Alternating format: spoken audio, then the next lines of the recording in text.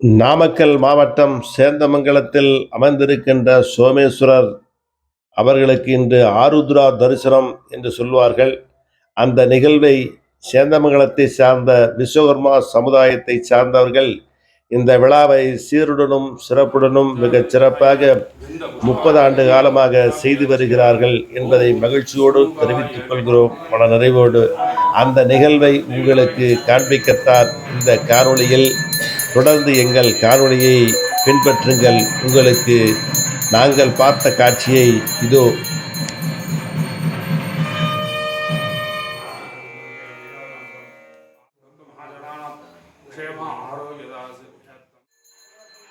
அருள்மிகு நடராஜர் மற்றும் சிவகாமி தாயாருக்கு திரவிய பொடிகளால் இப்பொழுது அபிஷேகம் செய்யக்கூடிய காட்சியைத்தான் உங்களுக்கு நாங்கள் படம் காட்சியளித்திருக்கிறோம்.